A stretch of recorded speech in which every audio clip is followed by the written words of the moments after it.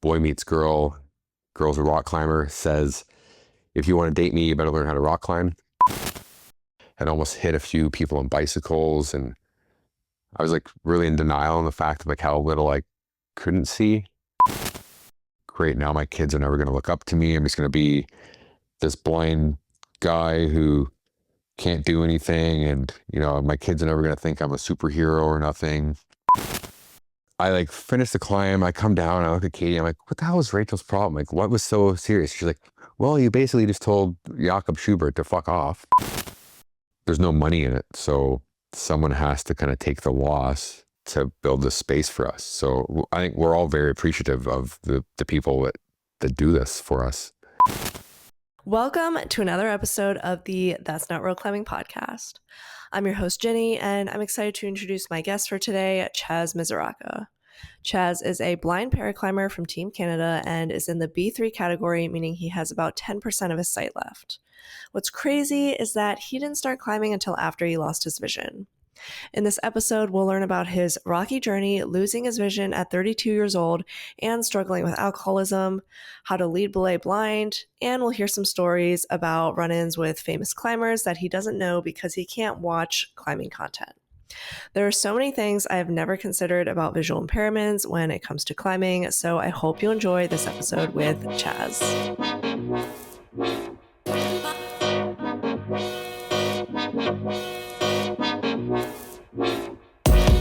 Real quick, I'm excited to announce my new sponsor helping make this podcast episode possible, Mad Rock Climbing. I got fitted with their brand new line of high-performance shoes, the D2.1s. They just came out December 6th, but you might notice a few of your favorite gum climbers are already wearing them, like Oscar Beaudrand from Team Canada, and also me. This is the first time I've gotten to wear their shoes for an extended period of time, and I'm actually super impressed with the grip of their in-house rubber, and of course, the famous drone heel that everyone says is the cheat code to heel hooking small edges. Feel free to message me if you have any questions about the shoes or sizing, and you can use the discount code NotRealClimber for 10% off your entire Mad Rock order. Info will be in the description. Back to the show. In general, how's your day today? You said you're like in a training stint right now. I am, yeah. I actually just got home from the gym. I actually was just skiing for the last 2 days, so body's kind of sore from that. But aside from that, everything's going well. Yeah. So like climbing training? Yeah, well, I've also had 2 surgeries in the last 10 months, I think. So I'm still doing a bunch of physio for that, which is pretty annoying. I had a hip surgery and a shoulder surgery, but I'm in the midst of just pretty well doing like full body exercise, and then I'm going to the climbing gym this afternoon after I'm done chatting with you. Did you get like injured? Is that why you needed surgery? Yeah, I don't know about my hip. I've had a hip pain since like before high school type of thing, and then I had tore my labrum, some rotator cuff stuff in my shoulder climbing a few years ago. Never got it looked at, and then once I started competitively climbing, I decided I needed to actually go to the doctor. For the last like 2 years, I couldn't do a pull-up. Oh, wow. Which you can't really climb super hard when you can't. I mean, it made me a better climber actually, because beforehand I would just muscle through things. So I had to be more technical. So I'm really looking forward to how my climbing will be once I'm fully healed, which will be a while still. Like they end up having to remove part of my bicep tendon, like 3 centimeters of it, and reattach it, and fix a tear in my labrum. But yeah, once I got that looked at, they found all these injuries. I was like, maybe I should get my hip looked at because it's hurting worse a lot of days. And then I had to get like some bone spurs ground off my femur. So yeah, I was a bit of a mess for a while. I'm back to climbing now. Technically, I'm not supposed to be climbing yet. I haven't really been cleared by the doctor, but I'm just listening to my body and climbing at the best of my ability without overdoing things. Yeah, better to be able to climb in the future rather than get a little bit of training in now. Yeah, same with like when I was skiing the last 2 days. I'm like in the back of my head worried about falling and then setting myself back. So luckily everything went well and body's feeling pretty good. I mean, I was pretty stiff this morning, but after the workout this morning, I'm feeling pretty good. Yeah. And so, like, what does climbing training look like for you? Right now, it's mostly just working with my collar quite frequently and getting that down. And just, I mean, it started off, I'm gradually increasing it. At first, I was like, I'm not going to climb anything over 5'9" and nothing over 5'10". And then we've just been kind of slowly amping it up. Um, Basically, just like getting lots of miles in right now, it seems, without overdoing it. Um, Trying to leave the gym not sore. But we're going on a climbing trip next week to Bermuda. So I need to I didn't know be. there was climbing in Bermuda. Yeah, no one really does. So my friend Chaz, who's been my caller for the last 2 or 3 comps, is born and raised in Bermuda. And yeah, there's a lot of like, I mean, I've never been there, but from what she has told me, a lot of like really good deep water solo. And there's, I want to say bolted routes, but I know they also use, I don't know if she calls it knots, I think they call it maybe. They literally, or no, threads. They literally thread rope through cracks and stuff, and you clip the rope from what I believe, or from what I understand. Apparently it's not sketchy. They do replace it, I guess, sometimes. And actually another paraclimber, I read this in the guidebook. They were referring to Jim Hewing, who was a Sterling Ropes engineer. And I guess they sent him some rope and he did some tests on it. And it had been on the cliff for like 10 years. And it still didn't fail. Like eventually it failed, obviously, but was still very safe to be climbing on, even though it's in the weather, it's in the sun, it's in the salt. So I think that's why they do that, because like you have to use titanium bolts, which are expensive. So yeah, there's not a ton of development that has happened there. I think it's all been done by like 1 or 2 people. Like Chaz has been one of like the main climbers down there. So yeah, I'm excited to go check it out. But I'm bringing a fishing pole with me, that way if my arm does get sore and such, I think it's all like pretty stout climbing. So that way I'm not forcing myself to continue climbing, to, like have fun. I can, essentially you're climbing like on the seashore the whole time. That's where the cliffs and stuff are. So Yeah, it sounds if I'm getting really sore, nice. I'll just fish. Yeah. And the water there is beautiful from what I've heard. The sand is gorgeous. So it should be a pretty fun time. And before we get too much into things, for those who don't know you, I guess first, what is your disability, and then how did you get into climbing and competing? So I guess my name is Chaz Misuraca. I am Canadian and I'm a blind rock climber. So being blind is my disability. I have about 5 to 10% of my sight left. Like both eyes are a little different. I have a hereditary disease called LHON, which stands for Leber's hereditary optic neuropathy. I was 32 years old when I lost 90% of my vision. I'm now 38. So like 6 years ago, we'll say. And the way it worked is February of 2018, I started losing sight in my left eye. And by the summertime, I quit driving and my right eye had basically caught up. My left eye is a little worse. Like I classify as a B2. So I essentially maybe explain, in international blind sports, there's 3 different categories. B1 is 0 vision. B2 is 5% or less, and B3 is 10% or less. I guess that's another thing a lot of people probably wouldn't know. I know I did not until I lost my vision, is that most people that are blind, I think it's like 8% of people who identify as being blind have 0 vision. Like there's very few B1s. A lot of people, vision loss is a huge spectrum. I have no central vision. There's people who have central vision. It's like they look through straws type of thing and have even less vision than I do, but yet they can see and read something, like 20/20 vision, but only through little holes. Where mine is basically just really blurry.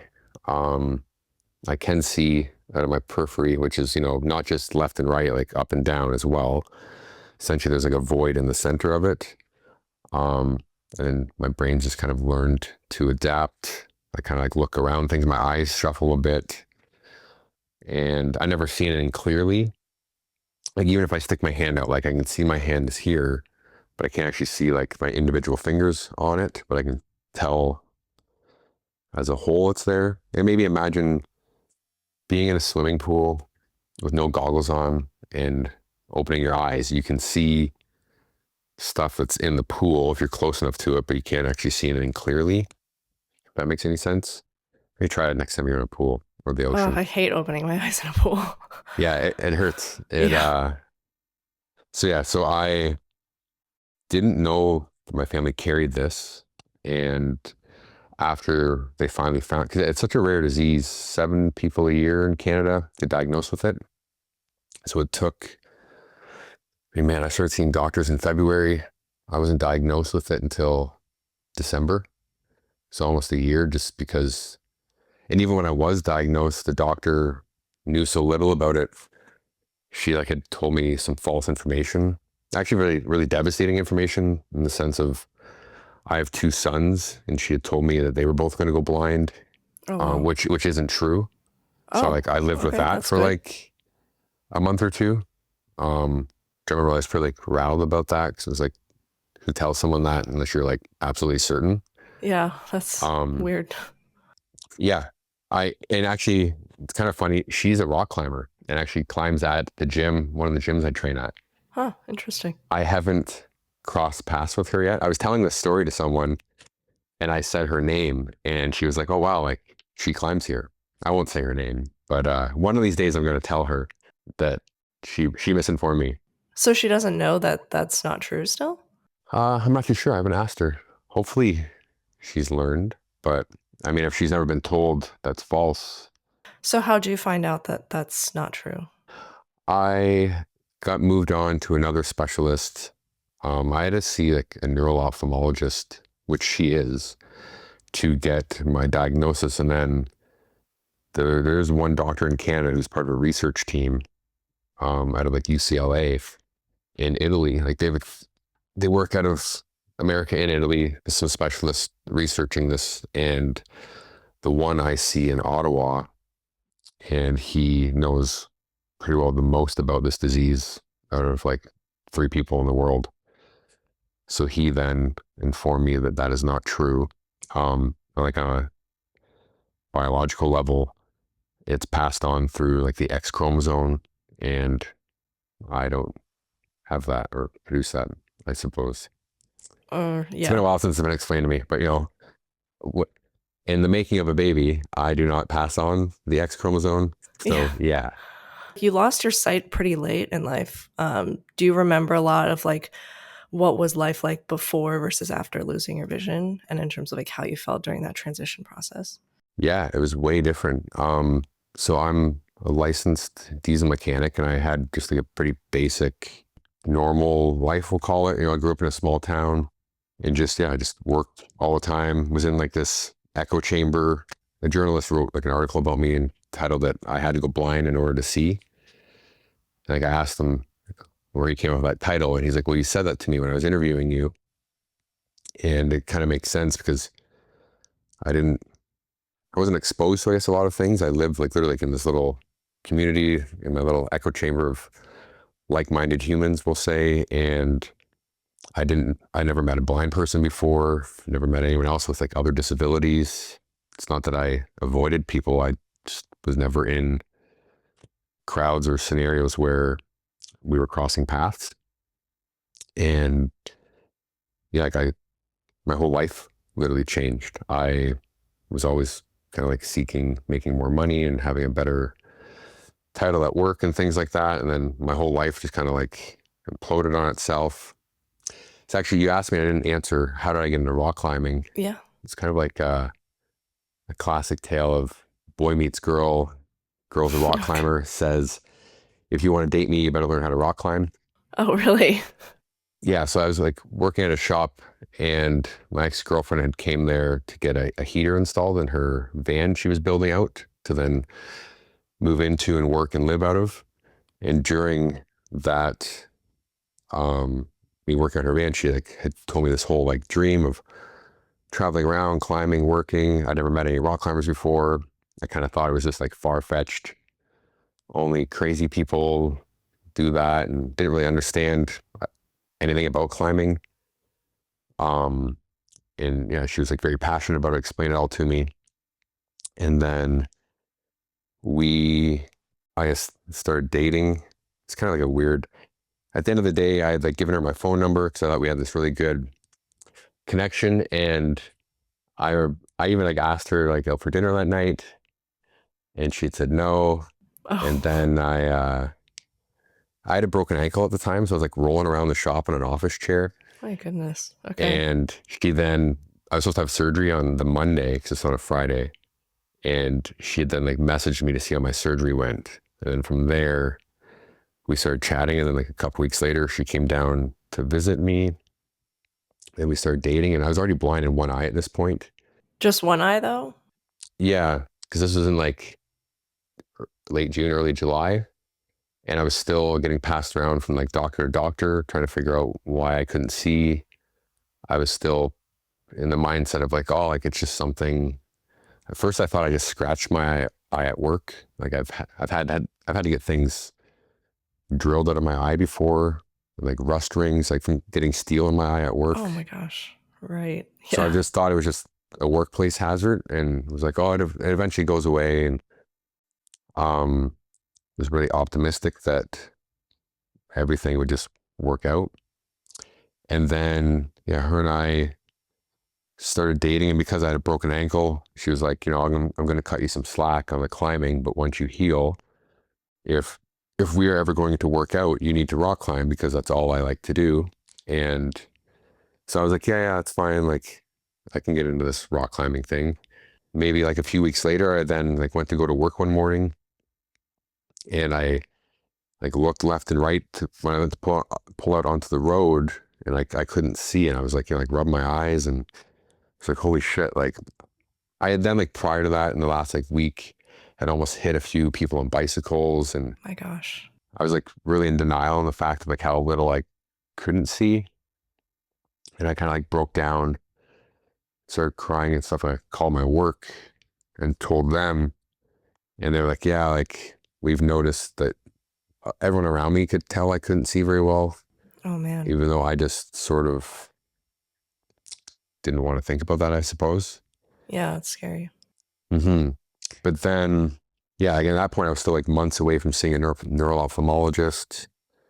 And then, yeah, her and I moved like up north. I then did a lot of drinking and avoiding the fact of what was happening to me. And kind of went to like a bit of a dark place for a while. But then during that time, also like helped build out this van. I then got into a clinical trial. Actually, I should back up a bit.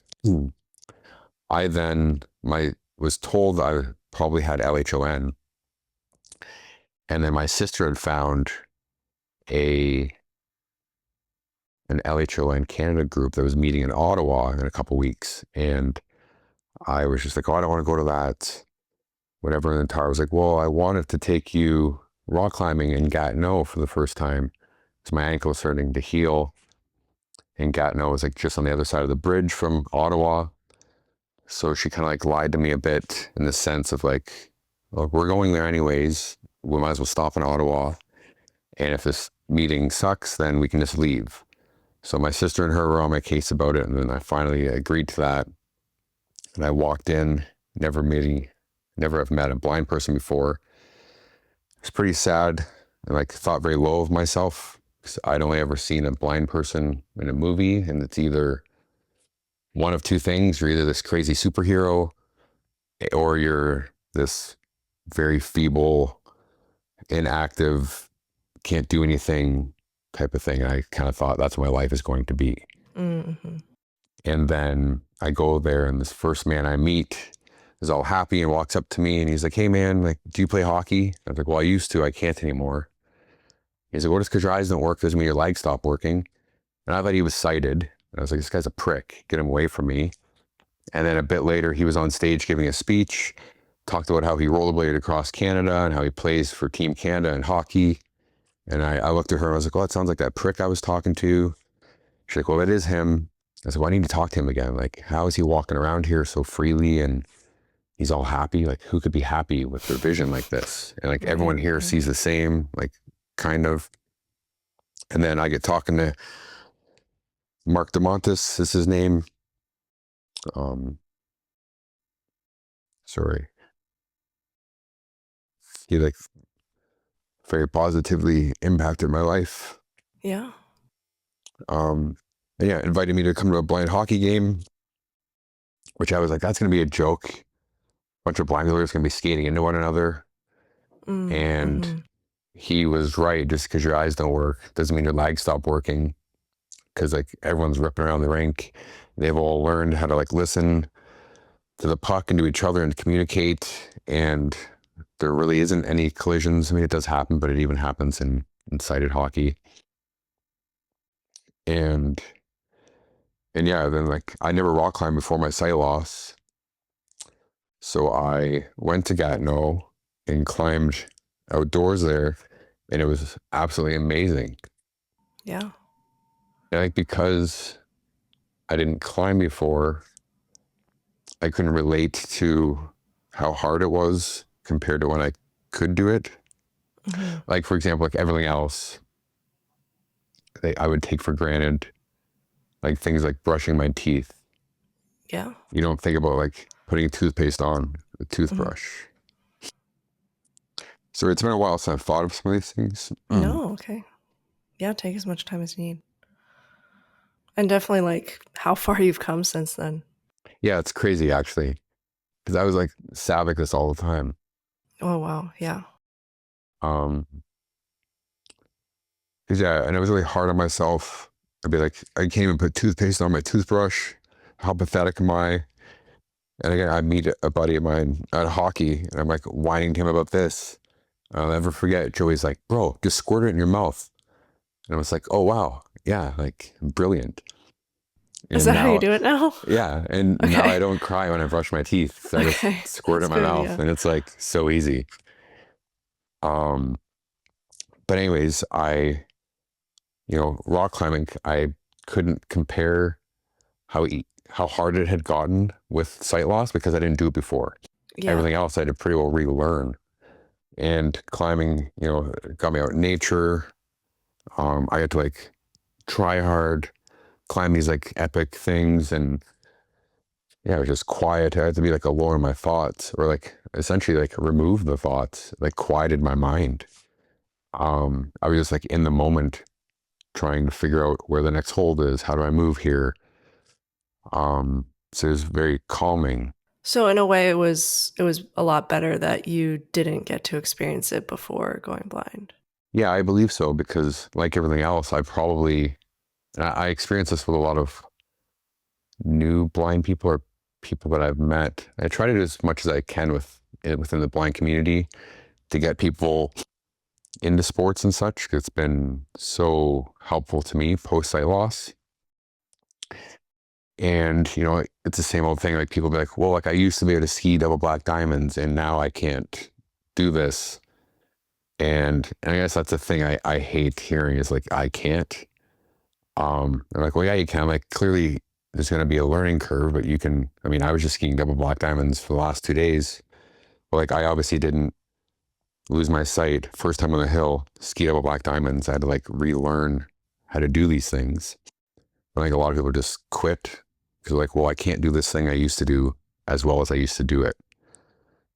But it's just like, well, you can get there if you put the effort in. So with climbing, it was the one thing I got to do, and I did it all the time because of this new woman in my life that only wanted to rock climb. Yeah, okay.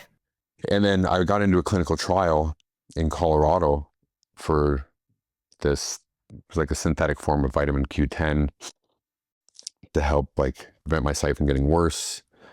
So now I'm in Colorado all the time. We like finished building the van. We're down there. And then for like the next 3.5 years while her and I dated, I basically like just toured around and rock climbed all over North America. And we went skiing, did all these things. I also so I'm an alcoholic, and I really struggled throughout a lot of time with my drinking. Even though I was doing these awesome things, I'd go on these waves of like climbing and being really good. And then a lot of times I would come home, or like back into like civilization, we'll say, and I'd be like reminded of how blind I am. It's like when I'm just out hiking down a trail, following her, she's, putting up these climbs, I'm following them, not really thinking about being blind. She never really even gave me an opportunity to really whine about it. There'd be the odd time I'd wake up and I'd be like pretty emotional, and she'd be like, "Oh, like what's wrong?" Like, "Well, I woke up today and I kind of thought I would see, and it was all a bad dream." And I'd be like, "Oh, I'm not going to climb today. I'm just going to like lay in bed and sulk." And because she needed me to belay her, probably, she'd be like, "Well, like, no, that's not an option. Like, do you know where you are right now? People would like kill to be in the side of this mountain that we're on. Like, get your ass out of bed and come." And, I would resent her in the moments for that, but I can look back on that and I'm like super grateful that she didn't sit there and let me like, you know, put myself down in that moment. Mm-hmm. I then was talking with like Ontario Blind Sports. Ontario is the province I live in. And I was like, well, like I rock climb, like where can I rock? Cause prior to that, I didn't really climb in gyms, like ever. Like I'd been in a couple, maybe just randomly if it was like raining somewhere for a few days in a row, and we kind of wanted to keep up climbing. And even that's kind of funny because like I learned how to lead climb outdoors, and I would go to gyms. Even one of the gyms I train at quite frequently, I became friends with the manager there, and I'm lead certified there. And she had asked me, she was like, "Well, who certified you to climb here?" I was like, "Well, you did." She's like, "Really?" And I was just like, "Well, like I obviously don't like act blind around you. I'm like pretending I can see the belayer as I'm belaying, and I'm not like leading on to like, the fact that I can't see very well. Because I can belay very safely. I just don't look at my climber while they're climbing, which during tests I do just to not make it look like you yeah. are. Okay. Saying people would be like, well, you can't belay if you can't see, but like that is definitely not true. Huh. Like I feel the rope and such, and yeah, like and especially if I'm climbing outdoors, it's really cool because if it's quiet, like I'm listening for the carabiner to be unhooked from your harness, and I can like hear the gate close, and I'm kind of like envisioning, and I can like hear you like put it through the bolt, and yeah, like I'm essentially like imagining everything that's happening up there. And then yeah, I'm just paying attention to like feeding rope and how much slack is out, all by feeling it versus looking, and like how much to give you. Like I just feed your rope, and if you're pulling, I'm just like quickly reacting to it. And if I've thrown out too much, I then pull it back in once I've heard you clip the draw. Like knock on wood. Yeah, like I've never had any accidents, and I have a lot of people that like ask me. Like one of the first big multi pitches I did was like this big adventure. It was like a 5-hour hike into the Rocky Mountains with this team of people from Texas, and like we were in Alberta, and I'd met these people a day before. They had invited me on to go do this climb. I had no idea what it was. I had no idea I was signed up for this like epic adventure. And as we're like hiking in, the one guy's like, "Hey, like I'm gonna do all the leading." And he's like, "Don't let my buddy belay me." And I was like, "Dude, like, remember I'm blind, right?" And he's like, "Yeah." He's like, "I watched you belay all day yesterday, and you're so much better than he is." And I was just like, "Oh, okay." Like, I was just like, "That's interesting that this man doesn't want his, best friend to belay him on this like climb that they came to Canada to do. He wants this random blind guy to do it for him." Yeah. Wow. And yeah, and even on that climb, like I remember, I was only following it, but like I had the other guy, he was like a very strong climber. He had fallen on one of the pitches, and I was like, wow, like little things like this had to happen for me to realize I'm not this, and blind people aren't these people that are portrayed in most movies. Like I am very capable. 2 of the people that were on this team of 5 that were going to this climb didn't even make the approach because it was so scary to them. Like I have a benefit of not being able to see things that I'm supposed to be afraid of. Okay. And I remember they'd pointed out where and which direction the climb was. We were going through the scree field, rocks were falling, and I was just like, someone behind me is gonna kill me with like rocks or kicking out. So I was just like, I'm gonna like trek ahead and I'll meet you over there. And I was like sitting there for like 2 hours. I had to walk through like waist deep snow at one point. Oh my gosh. It was in like June, so it was like 30 degrees out. And I remember I was just like, I stripped down. I was like sitting on this rock, just like, sunbathing and drying out. And eventually one of them found me and he was just like, whoa, like, how did you get over here? And I was like, oh, and I was like, walked across this rock. And he's like, well, if you would have fallen, like, you would have died. Oh, that's I was like, oh, I'm like, I don't know. I'm like, I could see that it was like a spire we were climbing. And like, once I got close enough to it, I could like see it because it's massive. I'm like, I just thought I'd come to the base of it. And this is the way I found to get here. And then two of the people were like, I'm not walking across that. And then they bailed. And I'm like, you just walked for 5 hours one way to get here just to be like, I'm too scared to walk across this. But again, I had no idea that I should have even been afraid of it. I mean, in hindsight, does it scare you that you like run into these moments and you may or may not know that it's like a life or death situation? No, because I'm very careful. It's not like I'm careless. There's like a controversial man, Jordan Peterson, like or dislike what he says. The one thing I do agree with is he's quoted saying, like, when kids are doing dangerous things carefully, leave them be. Mm-hmm. Yeah. And I am a kid, I suppose, and I'm doing things dangerous, but I'm doing them very carefully. And I'm not being told like, oh, be careful and this and that. And I'm not psyched out. So I'm just like careful. And I also use hiking sticks. I feel around with them. Oh, okay. Yeah. I guess I should maybe say that. I'm not just like blindly like feeling around. Okay. Yeah.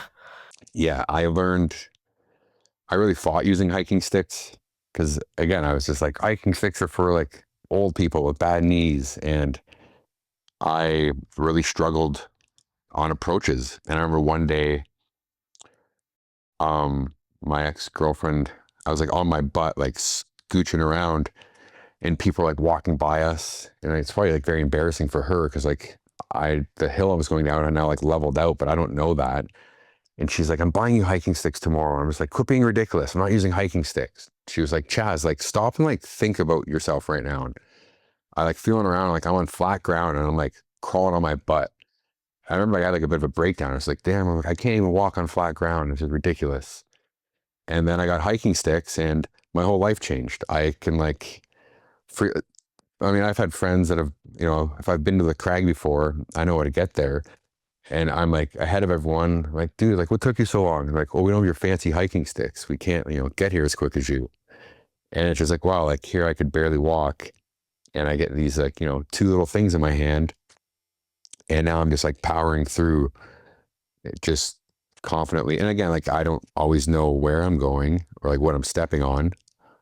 Maybe not even be on trail sometimes. But if I know the general direction, I just kind of like haul ass and get there. Okay.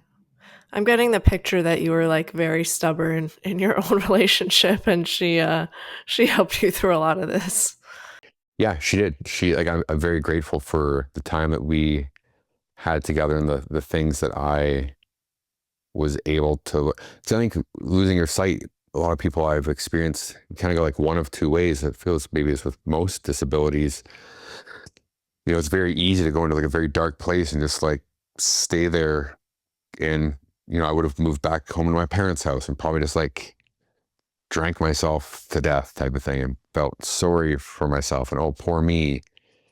And I did have those experiences, but because I was out doing these awesome things and climbing, like my whole life just kind of like blew up. But yeah, I guess I'm back to the comp climbing.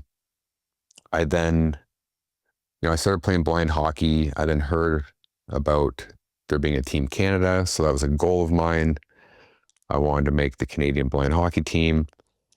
And I was going to a tournament. And then I got a phone call because I never actually even asked her, but the woman that runs CEC, the climbing National Federation. She had called me, and I don't forget, I remember like being in Bulk Barn, and it's like a store here in Canada. Like I remember It's like like where I was. Costco.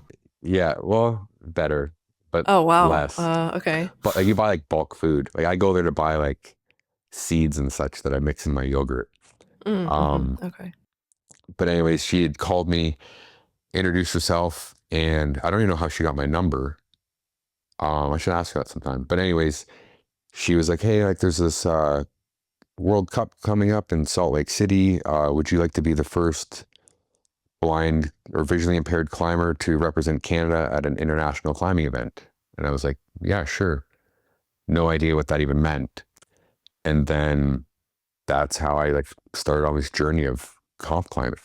And I'd never even heard of a collar, like didn't even know what that was, even though like friends of mine would sometimes like spray bait at me, but sometimes wouldn't. Like I can remember my buddy Matt, who I was talking about, we were like climbing in Vegas, and I'd come down, he'd be like, "Dude, like what are you doing? Like you're holding this little crimp, there's this fucking jug beside it." And I'm like, a lot of my friends forget I can't see.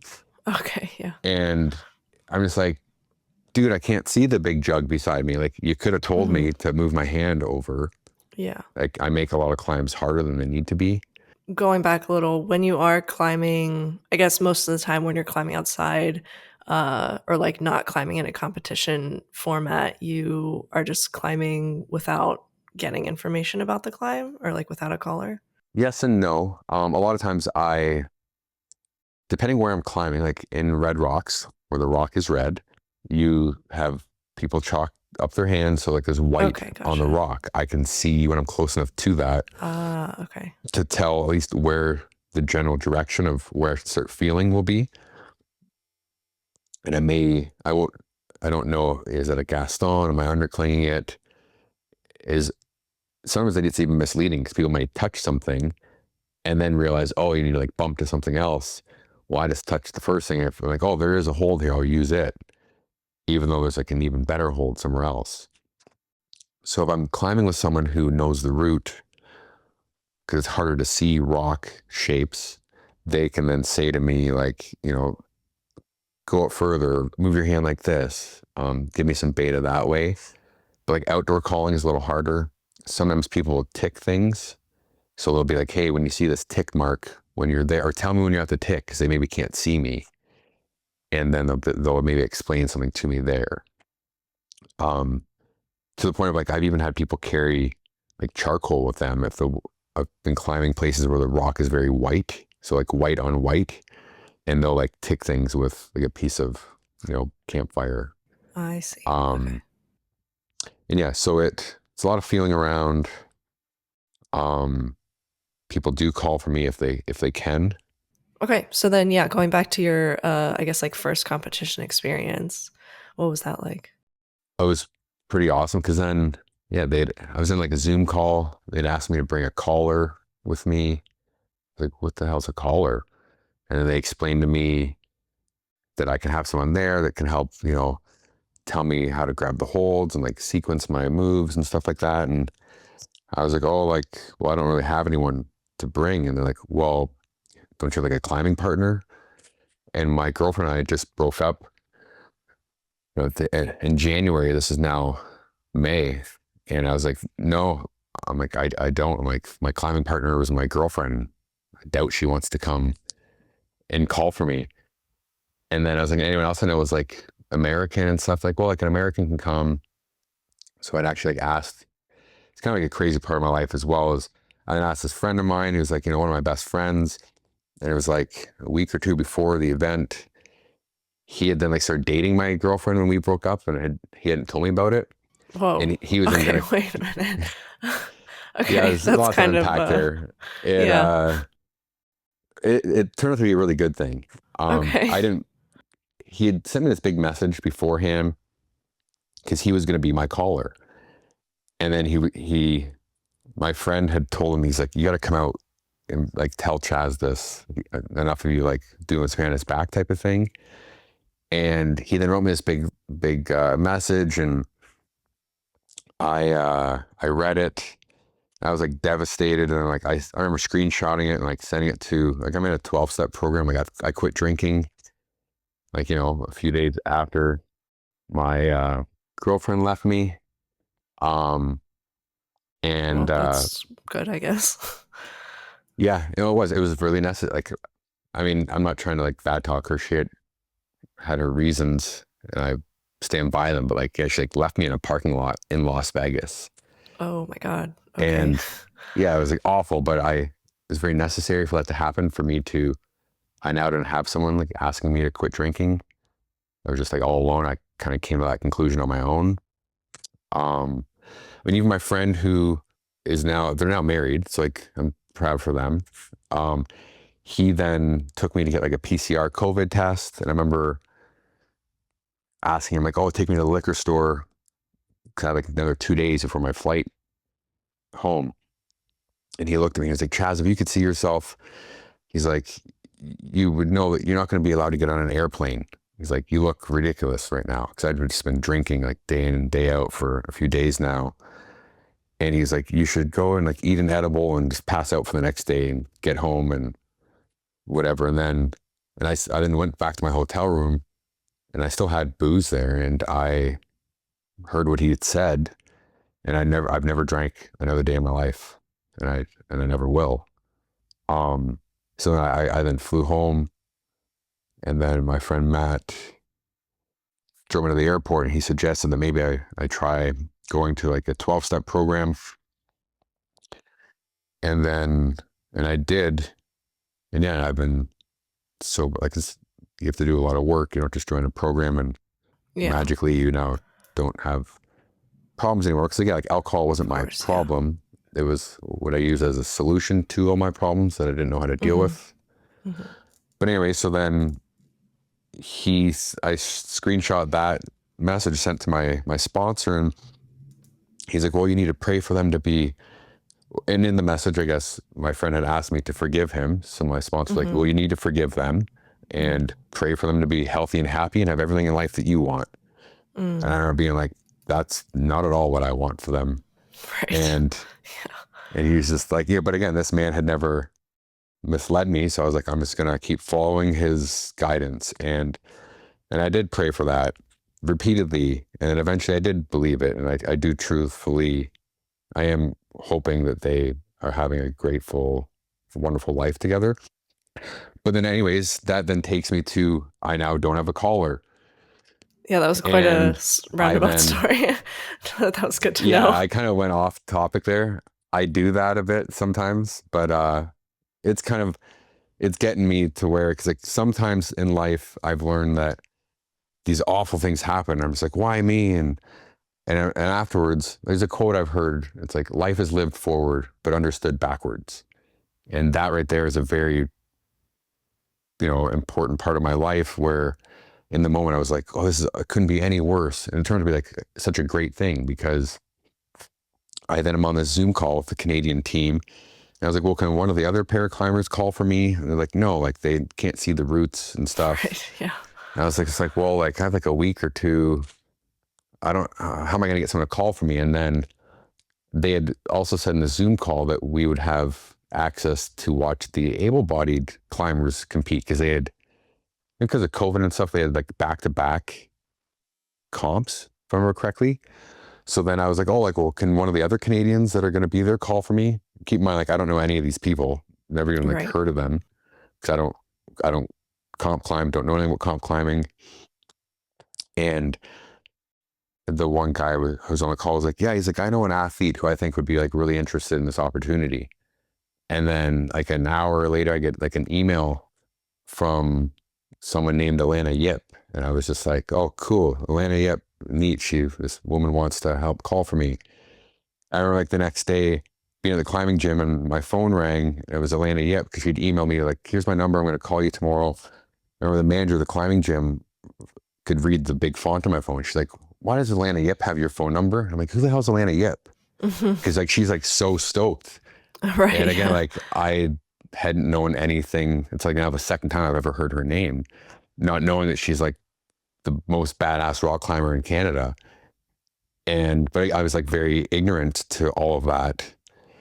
And then, yeah, like Alannah and I then like, we talked on the phone. She was like, yeah, like, like I think it'd be an awesome opportunity to like, help you and be your caller and stuff. And then we'd met in Salt Lake City like a day or 2 days before my comp. Like we climbed once together. And then next thing you know, we like jump into a World Cup. And yeah, we like ended up crushing it. And Nice, yeah, and then like I said, that was like the cherry on top of the story of my girlfriend and friend like getting together and stuff. Like that had to happen in order to like lead me to, meet and like get to like climb with Alannah Yip and have her like literally in my ear while I'm rock climbing. And yeah, like I said, I'm really happy for my ex and my friend that they got to go their way and stuff. And it then allowed me to go, it closed the door for me, like it's just redirecting me somewhere else. And yeah, like my life turned, like I have like a great life now and I get to do a lot of like awesome things. Like I ended up winning, we got silver medal in that competition. Oh, nice. Yeah. Congrats. Yeah, it was sick. And then, yeah, like since then I've got to do like a ton of climbing, like all over in Europe and stuff like that as well. I've went to a couple World Cups there, World Championships. I get to like hang out with like, literally the best female rock climber in Canada. Where like my path never would have crossed hers if it wasn't for that happening type of thing. It's really interesting that you like thinking about you not knowing, like being active in competition climbing and not really knowing any of like the other competition climbers. Is there like a big name that you just didn't know of? Like, what's the biggest name that you feel like you had no idea about? Please excuse this brief intermission, but if you're interested in deleted scenes from this episode where we talk about run ins with famous pro climbers and what good versus bad calling sounds like, do consider helping support this podcast on Patreon. Some other perks include a membership pin shipped to you after 2 months, prioritized guest questions, or the ability to submit video questions, and more to come. The proceeds go back into the podcast to help me break even, and they help me improve the experience of the guests. If you'd like to help out non-monetarily, liking, commenting, and sharing helps a great deal as well. Back to the show. Well, I'll tell you a story. In Bern, Switzerland, I was there, and again, I had to have like these like crazy moments. So the men's lead world championship was happening. So I go in this like big arena and I can't see shit. So then I'm like asking the security guard, hey, I'm blind. Can I go and stand like down there with like the photographers and stuff so I can try to get closer? And I'm standing on there, like I run into a friend of mine. She gives me one of her cameras and I have this like huge telephoto lens. I'm trying to zoom in and the crowd's going crazy. And like I'm zooming in, but I can still just see like this blur. I can now like tell where this body is, but like I have no idea what he's grabbing, what he's doing. And I remember like the crowd's going nuts. And I remember like, fuck, like I wish I could see what was going on up there. And then all of a sudden this like voice in my head came in and was like, Chaz, if you could see, you wouldn't be here right now. I was like, I wouldn't be standing here. I wouldn't even be a rock climber. I wouldn't be in Switzerland at the World Championships. And all of a sudden I was just okay with not being able to see. And who this was Jakob Schubert, who I'd never heard of before. Cause like, again, unless I've been somewhere with Alannah and she's like introduced me to someone. Cause again, like I don't look up things on the internet and like I'm not reading magazines. So I think that's also really cool because I meet these people who it's just like, oh, this is so and so. And I'm like, oh, hey, and I just talk to them like some other climber and I'm not fanboying over them. And I feel like they get to have like a regular interaction with me that I feel a lot of people that are in the spotlight don't get to have that often. So again, like being blind is another, like, there's a lot of benefits to it. I mean, in a roundabout way. But so the next day I'm in the gym. I remember my friend Katie's belaying me. There was like this cool like outdoor pillar at this gym, like this outdoor climbing wall. And I'm like cruxing out hard.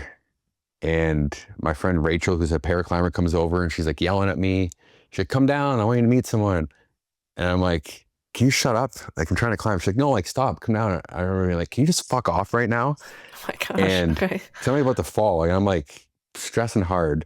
Yeah. And then I like finish the climb. I come down. I look at Katie. I'm like, what the hell was Rachel's problem? Like, what was so serious? She's like, well, you basically just told Jakob Schubert to fuck off. Oh And I was like, man. oh my God. Well, there was my one opportunity of, meeting the world champion rock climber who like just got brought over here to like say hi to me. And again, like I'm looking down, I can't see them. I can hear Rachel's voice and I'm just thinking like, we were literally traveling around Europe right now together. You can wait 3 minutes, but obviously, yeah. So we never ever did meet, but I'm sure one day my Oh path will no, you cross didn't his. meet? No. Oh no. Well, he's a busy dude. He just won the world championship. Oh He's man. making his rounds. I think like him and Adam Ondra in the gym signing autographs and stuff. And yeah, somehow Rachel had got him alone for a few minutes and was like, come over here. There's this Canadian guy I want you to meet. So maybe one of these days I'll tell him this story and we'll see if he remembers this interaction. Because I'm sure very few people like talk to him in that manner. Yeah, geez. And I wasn't saying it to I wonder him. if he remembers. I was saying it to her mostly. We're really good friends, so she wouldn't have been offended by it.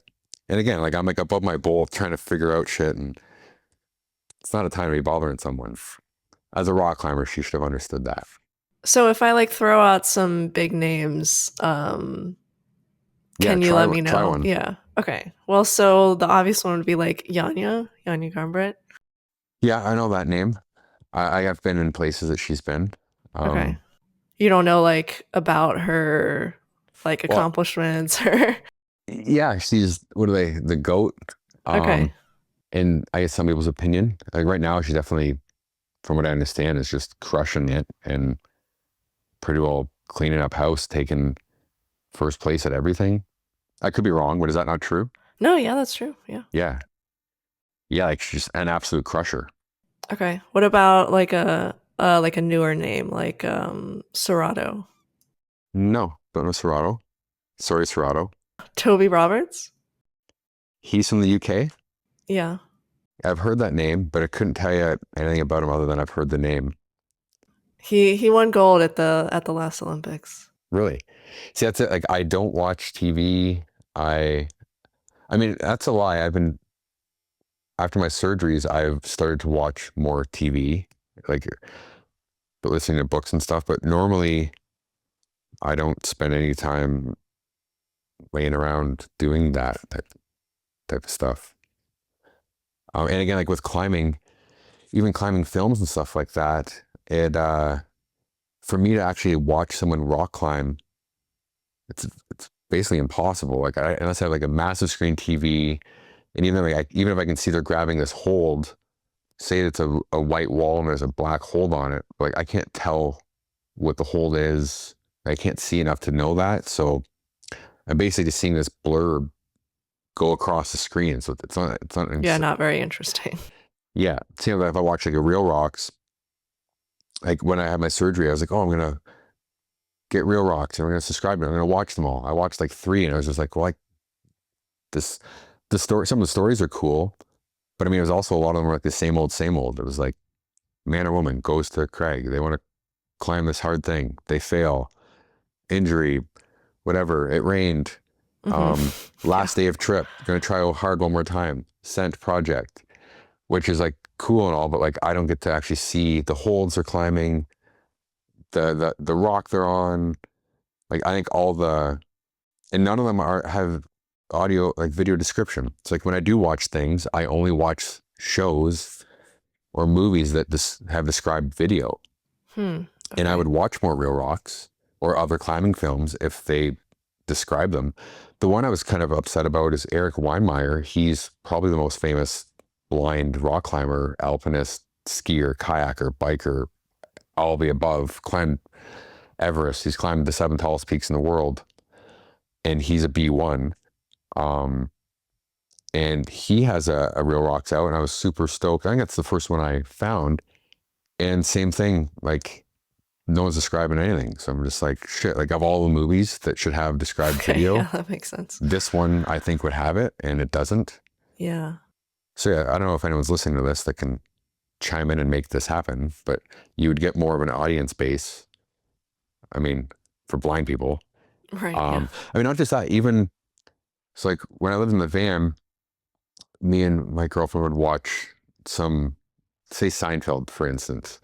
And at first it was really annoying for her to have to listen to these things. And it got to the point where she would now, even when I wasn't around, be listening to stuff on described video because she'd be like cooking or doing work. Because it, yeah, like it describes so much. I remember her and I went to a movie once because I used to, again, I am stubborn. I don't like change. I go to the movie theater. She hears about like the described videos. They're going to give me headphones. I was like, whatever. I'm like, this is so annoying. But I was like, I'll do a whole movie like it or with this. And then we leave the movie and I remember being like, oh, wow, like as if the girl in the red dress had the key the whole time. Cause like in the movie, they like unlocked some box or something. She's like, how did you know that? She's like, I was curious who had the key, where the key came from. I was like, I don't know. The man in the headset was like, the girl in the red dress is handing the man the key. And she then would start listening to movies with the described video as well, because it just makes it easier to watch things. Even my stepdad, because I'll have it on TV at home. And at first it annoyed him. He always would be turning it off. And eventually he's like, oh, I can now be like, on my tablet looking at things while watching a movie, because it's like describing it all to me. You don't have to even look at it. So yeah, try it sometime. It's kind of neat. How does it work with like the dialogue on top of it? Is it just like a lot of talking at once? No, companies are pretty good nowadays. Because a lot of times dialogue gives you enough. And then when there's a pause, they'll just kind of say something that is important to the, like for instance, on Seinfeld, Kramer kind of like comes sliding through the door. It would be like a man with crazy hair slides across the floor while entering the room. And it's just like, it just quick saying that. So that it's now like painting that photo in your mind of this man with crazy hair. And that's all it says. And then all of a sudden they start talking. You don't need to know what color shirt they have on. It's not telling you useless information. It's just giving you a couple little tidbits of information here and there. Interesting. Okay. So then going back to like comp climbing real quick, is there anything that makes you feel unsafe when you're on the wall? No, maybe the odd time if I know that I'm going to take a big swing and if there's volumes out of the wall, because I'm just like, Jesus, take the wheel type of thing. In terms of like depth perception, is that what it is? Yeah, I just can't see that. And it's happening so quickly, I don't have a chance to react. Well, we just had Canadian Nationals a couple weeks ago, and Chaz and I went to that, and they merged some categories, which happens sometimes. So they merged me with a B1, but then they called the category B3, which doesn't make sense because Terry can't just magically see a little bit better. So then I thought it would be fair if I blindfolded myself to level the playing field. But I've never done that before. And then when I fell, I thought I was just in thin air falling. And I wasn't. Well, I mean, I was until I wasn't, when I smashed my face in the wall. Oh, gosh. Because I didn't put my hands out. Because I can normally see enough to tell, like, okay, there is a wall coming. I don't know. And again, this hurts sometimes if I like put my feet out and I hit a hole, then it like twists my ankle or something. But I've kind of just learned over the years to be more rigid.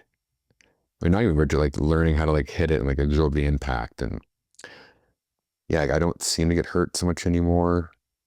Earlier on, I used to quite a bit, but it was mostly, I was always rolling my ankles, walking before I acquired hiking sticks. So they were always like sprained, and then I'd go into the wall and it would twist it more.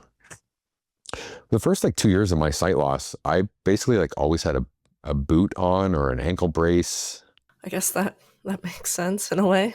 Yeah, I mean, it didn't stop me from living though. Like I still climbed all the time, either one-legged or dragging my boot up the wall, using it as best I could. Actually, that reminds me of this one video I saw of a climber.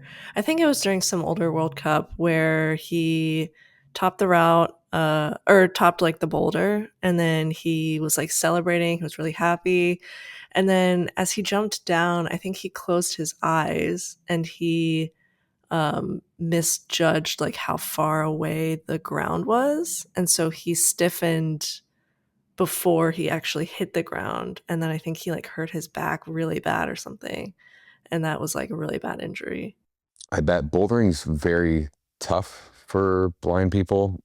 So I was just bouldering the other day, and I'll get to the top, and I'll like hang there. I'll be like, I just like let go, and I just like wait for my feet to hit, and it's like feet butt back, and I like absorb the roll as quick as I can, and it's exhilarating in the moment. But gosh, if it's not controlled, like my favorite time to fall is when I don't know it's coming.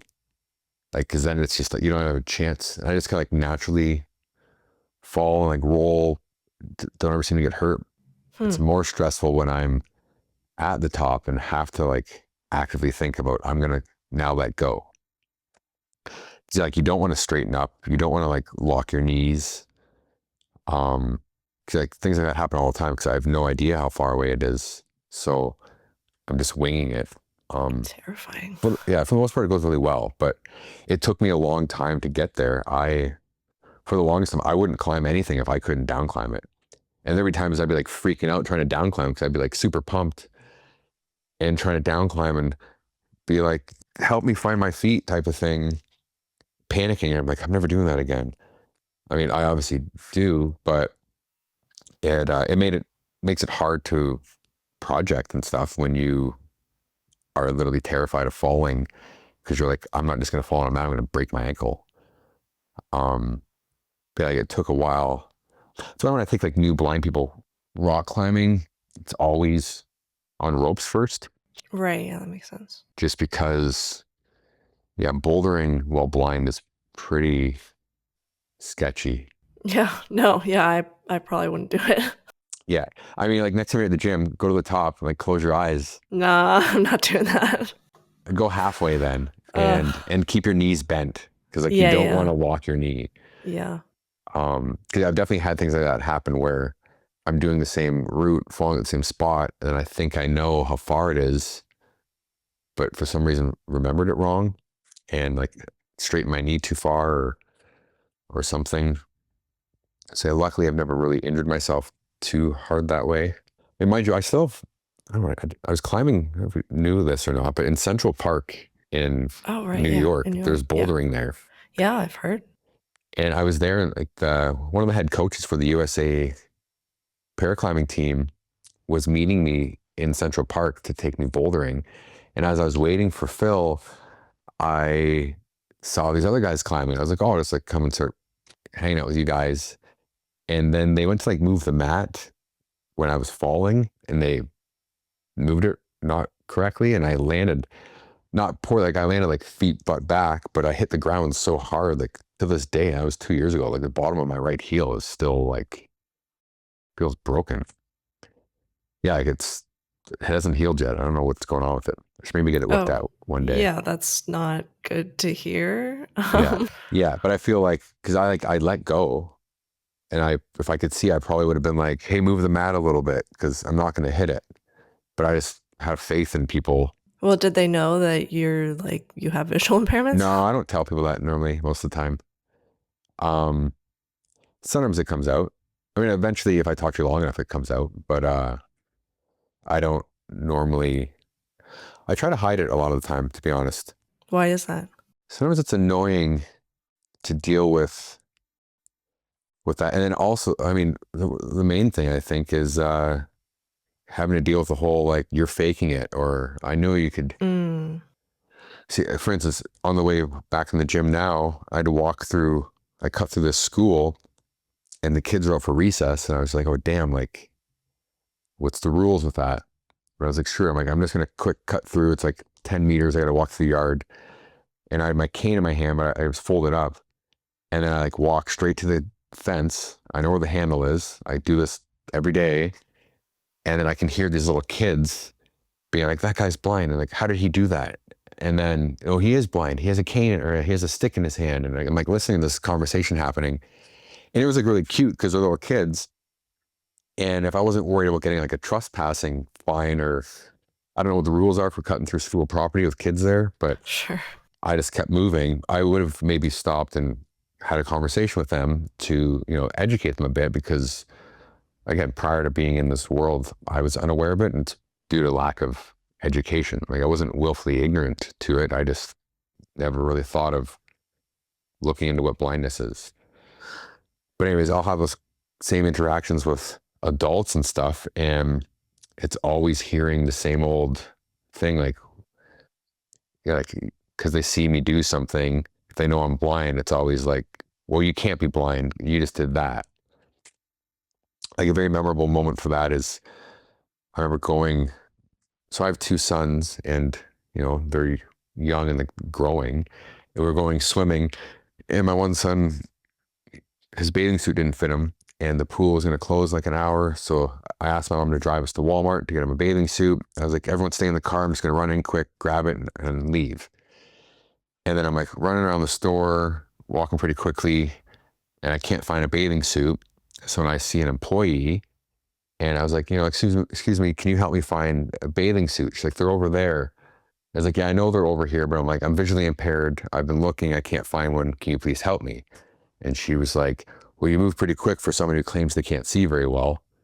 I'm just like, can you just help me find a bathing suit? Like, what is that? Like, in what world do we live in that it says a blind man can only walk this fast?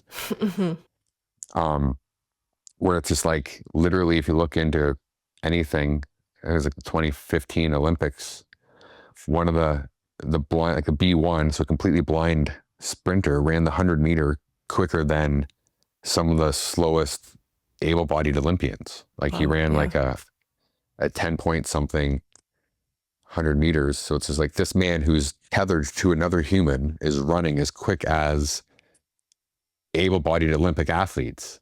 Huh. Okay. So it's just, I didn't know they did it that way. That's cool. Yeah. So like, it's, again, like, this guy, and I have some vision, so it's less,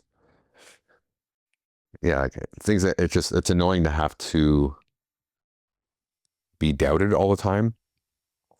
Like, I even have friends of mine who know, like, if we're driving, say they're driving me home or something, and people always make this mistake. They always try to turn on a road that's one road early.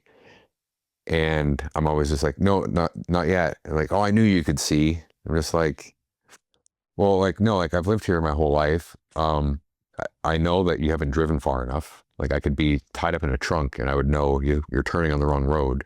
Mm-hmm. Yeah, like, hearing things like that are just annoying quite often. And you had also brought up like the Olympics or the Paralympics, and of course, big news, paraclimbing, 2028. Yeah, I'm stoked. Yeah, any thoughts on that? Yeah. If you're going to compete? Oh, I'm going to compete. The only thing that would stop me would be, they haven't announced the categories yet. Oh, so right, yeah. In paraclimbing, there are 10 categories, male, female. So that's like a ton of medals. So like, if you remember with the able-bodied climbing, Tokyo, they had to do the combined all three disciplines. Yeah.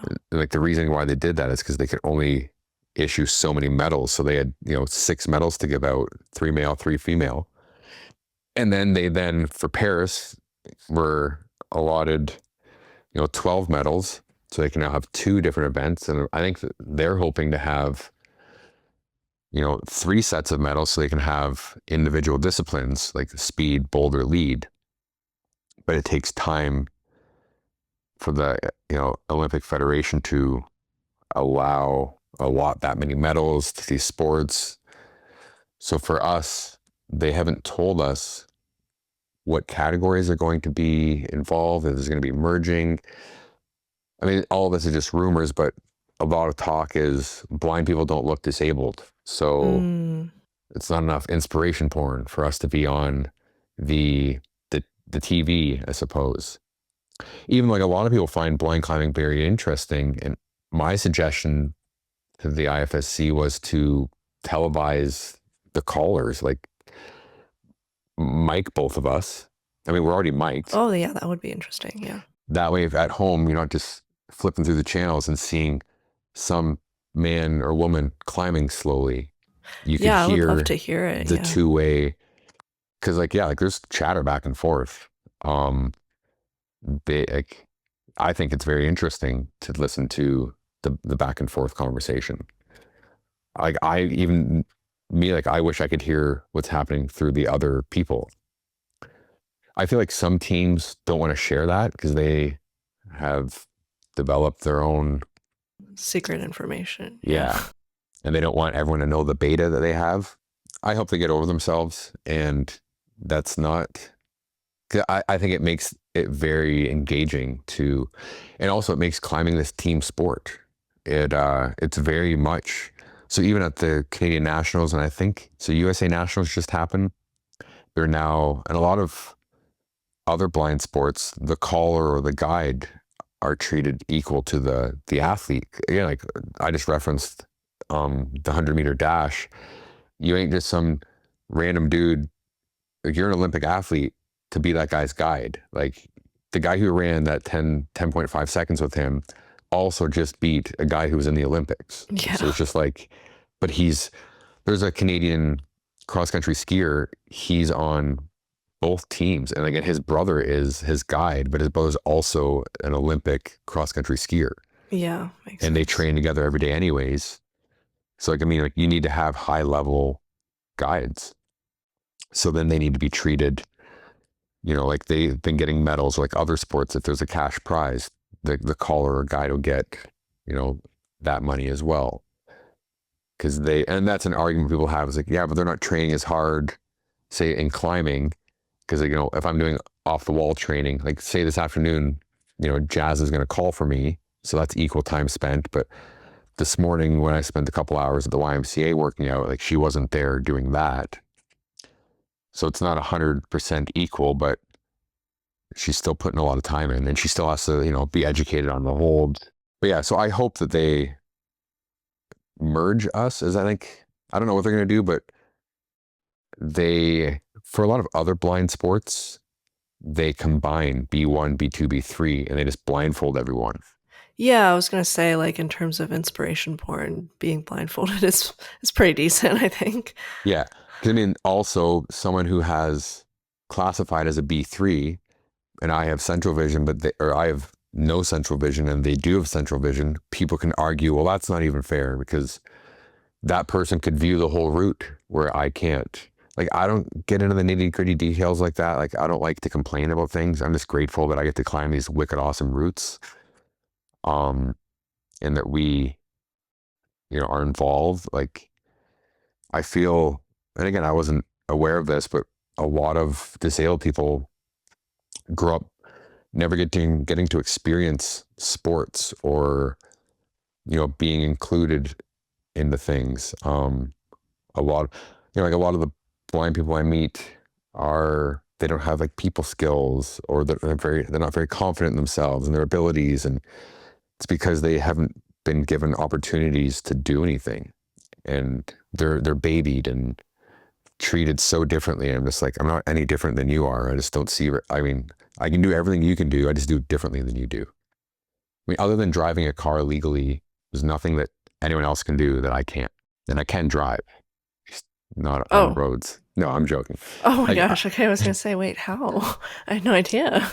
I drive by feel. When I hit bumps, I turn. Yeah. Like, I'll drive off road and stuff. I have a friend of mine, I won't say her name, but she's sponsored by a car company that I won't mention their name.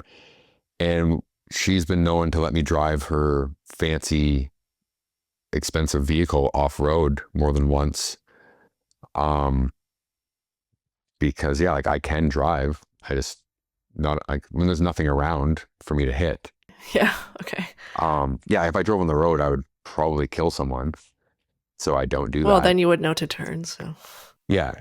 But yeah, like, I mean, I have an ATV and stuff, but I started riding again, and yeah, same thing. I just like follow a friend, and once I've been on the trail a couple times, I know it, I remember it. Yeah, I do everything other than driving a car. I've learned how to, like, there's a saying of mine. It's instead of saying I can't, say how can I, and that's like a very powerful thing to me. Because early on, I was constantly saying I can't do this, I can't do that. Mm-hmm. And it was my older sister eventually said to me, like, quit saying I can't, start saying how can I. Yeah. And now I will always do that. That's a good way of thinking about it. I was also wondering, like, going back to, I guess, like the paraclimbing or Paralympics, how much of a difference do you feel when you're climbing blindfolded versus with the site you currently have? It's definitely way different. As I already shared, falling is different. I mean, but once I did that, I then learned that I need to, like, be prepared. And, like, believe it or not, you can hear the wall. Like, in hockey, I can hear where the boards are, like the echoing off of it. And yeah, I just wasn't, like I said, I wasn't preparing myself at all because I thought that I was just like because it was my second route. The first route I fell, like a lot of it's overhung. So you just fall and then you just get lowered and you're just in air. But for some reason, I swung into the wall. So moving forward, I was then now prepared, and like it was actually like listening for when the wall was coming. So yeah, it's definitely, you need to practice more with your collar because yeah, like at least when I'm told, okay, next hold, grab it with your left hand and grab the top of it, I know like exactly kind of where to go versus now I'm blindfolded. It's just like, I have no idea. They say like, left at 10 o'clock. Well, how far? 3 feet, 6 inches. So there's like a lot of like, it's more static climbing, which we statically climb anyways, but then you reach, you don't feel it, then I have to like correct you, like, go down, down, stop, go right, right, right, stop. So all those little micro movements, they all add up to a lot at the end. So I think that's maybe some of the beta that people don't want exposed is I've heard of other colors that have like the body's kind of broken up into quadrants. And then within the quadrant, they'll have, a number system in there. So if this is quadrant number 2, it'd be like, 2, 3 would mean like here, like. Interesting. So I feel like those are the secrets that people don't want exposed because they don't want other people to know what they're using and then incorporate that into their climbing. Okay. So like I do understand that aspect of it. It's kind of like, in football or something, people have these plays written down and they're secret. Yeah, I guess I could see that. Yeah. So, I mean, if that's the edge that you need, then take it. But it's definitely more difficult. But I hope that they allow us time. Like they're supposed to tell us this summer, I think, which they always are late with everything they tell us. So maybe next summer I'll know, and then it'll give me 2 years to train. Okay. Well, I hope that works out. Yeah. And then going into a bit more of like outdoor climbing you've done. I think for a lot of people, well, I don't personally climb outside much because I Why is that? Well, it's like a lot of effort. It's a lot more effort than like climbing inside. I don't feel like it's as efficient in terms Like of the like approaching? getting better. Yeah, the approach. I also just don't like dealing with weather. So if it's like too hot or it's too cold, it's just would rather not deal with it. You had said about it's the effort in getting better. So do you equate having fun rock climbing with I have to climb this hard? Well, because my goal is more like I have some like competition goals, and so I want to work towards those. And I feel like in terms of training, it's like I could spend a whole day outside, or I could spend that day training, and then I also get a chance to do like other non-climbing stuff too. Do you find climbing in a gym fun all the time? I mean, it depends. I don't feel like I love climbing as much as a lot of people do, which is weird to say with someone with a climbing podcast and someone who climbs all the time. But I mean, I find it like very frustrating. And I sometimes find it hard to like motivate myself to go and climb. So I just don't feel like I can say that I love it as much as someone who is able to like motivate themselves to go to the gym like 6 days a week. Like I was kind of asking that because one of the things that I need to work on is my endurance and power endurance. So I look forward to say spending a lot of time in the red, like in Kentucky, where there's a lot of like overhung climbs. Because sure, it's not comp climbing and it's not climbing on plastic, but the power and the endurance that I'm going to gain from climbing outside there. And again, I have more fun personally climbing outdoors. Mm-hmm. Because like yeah, like I do like going to the gym and stuff, but if I were to pick gym climbing, outdoor climbing, it's like hands down outdoor climbing. Well, I guess for a lot of people, or at least from what I hear, they love an outdoor climb because of the way the rock looks or because they think it looks aesthetic or something like that. And I guess that's not really something you can go off of. So, like, what makes a great outdoor climb for you? Like, is it like rock texture The or feel of the just rock, movement? but even I do say that so people look at a climb like, wow, it's so aesthetic. I want to climb that line. I don't get that, but I do get to see like this big red rock, which is in mountains. Like I live in Southwestern Ontario. It's fairly flat here. So to just get to like stand beside this epic, because like I can see that. You don't have to have much vision. You can have 1% vision left, and to tell there's a mountain in front of you, you can see that. So sure, I can't see the little details of it, but like everywhere I go, and I'm just like, I'm gonna go stand on top of that, and no idea how I'm gonna get there, but I can see this big thing. Where like a gym climb, I it's all the same. It's just I don't know. Like so, it's not. So yeah, I do. The aesthetics do please me, and then the nature and colors of the leaves when they're changing. I just like being out in nature. I think is what it is. It's quiet. The birds are chirp. Like gyms are. I guess the other thing is like I have to communicate with people. Gyms are loud. Um, Mm-hmm. for the most part, especially if you go to like some pretty epic climbs, no one's there because the average person doesn't want to put the effort in to get there.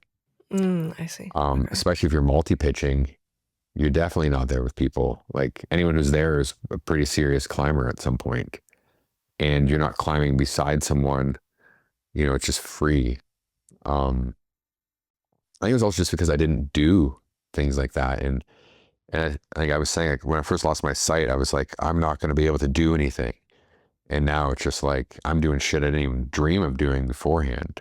Yeah, that makes sense. That's really awesome. I think just like the try hard aspect of it, like sometimes the approach you hate it in the moment, Yeah, I do but hate then it. Yeah, a lot.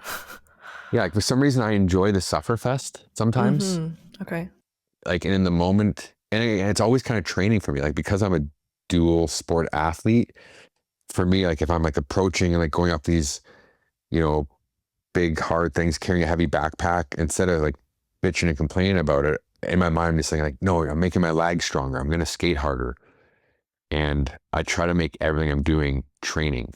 Uh-huh. Is kind of how I counter that in my brain. Even I can't drive, so I run everywhere I go or I rollerblade. And, there's times that I'm like sick of it, but I just remind myself, like I'm training right now. I'm very fortunate that just to get from point A to point B, I have to be training. And I do want to like ask a little bit about the blind hockey, since I don't know much about that. Do you feel like playing hockey helps with climbing much? Yeah, in the sense of like, I might have to be like very physically fit for both. Like people ask like, how do you train for both? Um, and actually, like, I mostly like train climbing, it seems, minus like my cardio or like endurance that way. But like me making my like hands and wrists and stuff stronger just made my shot better. Um, the one downfall would be like being heavier and stronger in hockey is better because you don't get like pushed around as much. which, you know, there's this big thing in climbing with like eating disorders and stuff like that, where Right. Yeah. I definitely do not have an eating disorder, but there was times I was thinking, oh, like I need to like quit hitting the gym so hard because I'm like going to weigh too much. And in the Like for your sense, legs. Yeah. yeah, because like when I get like skating a lot, like, you know, you hold a lot of weight in your legs, but also I've now been learning to like use my legs more. Um, and again, like we were talking about like me having these like high level callers and they're like coaches. I can remember like Alannah pointing out to me, like, you have like strong legs, like use them. Like you're coming off the wall, it's not because your legs are pumped. So if you can get into like a good spot with your legs, like sit on them and like until they're like exhausted. Like if you can hold yourself somewhere with your legs, don't just, you know, throw a knee bar in and hang out there for 2 seconds because that's the move. Like stay there, like rest your arms as long as you can. So I try to like use the legs to a benefit.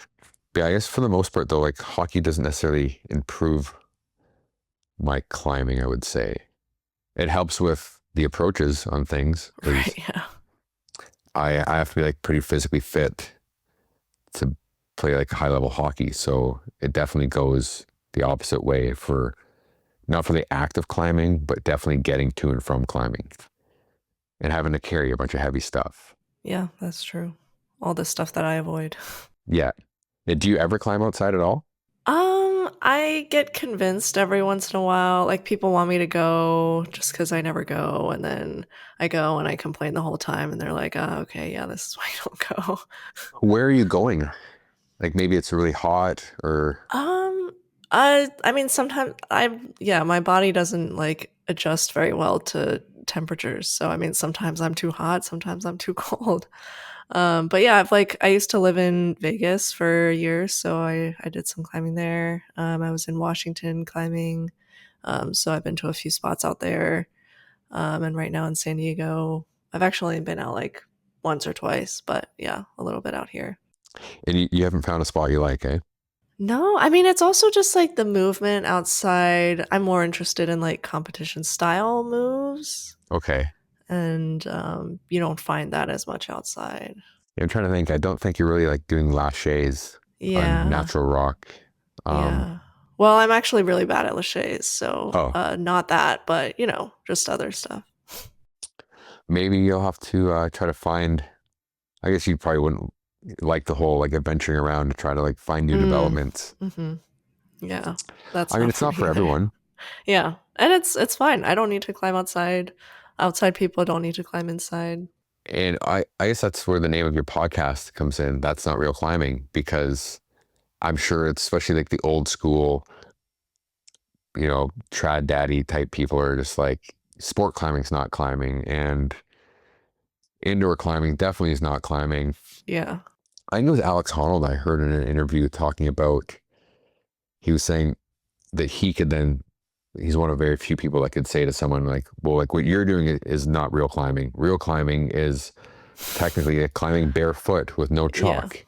That is real climbing. He's like, where are we drawing this limit? And like, if you want to climb top rope inside at a gym, that is rock climbing. So, you know, get off your high horse. Yeah. Free soloing is the only real climbing. Yeah, I mean, it depends on the way you want to look at it. Like, are you moving off the ground? Are you using your body? Are you climbing? I don't know, what's the definition of climbing? You know, I remember the first time I ice climbed, I'd posted a video of it or something, and someone had commented because I was top roping, and they were chirping me that I wasn't climbing, and I'd be like, "What are you talking about?" Like, oh, okay, Jeez. I'm sorry that I'm not lead climbing my first time blind ice climbing. My bad. Um, and then I realized, like, you know, why am I getting upset at some idiot who is on his fucking keyboard typing away? Like, I climbed. I don't care what you want to say. I did, and it was great. That's really cool.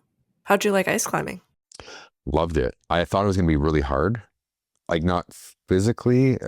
Yes, it is, but I thought it was going to be hard trying to pick in, but complete opposite.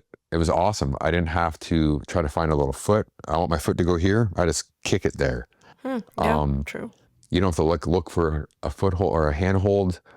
You just like, well, I want my axe here, or not every time, but like if it didn't go in and it would like kind of like bounce, I would just like drag the ice or the axle on the ice and I could kind of feel how it was shaped. And I'd be like, oh, I'm going to put it there. And the learning curve wasn't as hard as I thought it was going to be. Because yeah, no one gave me any tips on it. And I plan to do a bunch of like ice climbing at some point. Also, I feel the days I went, I've been a few times now, and it's what they call like hero ice.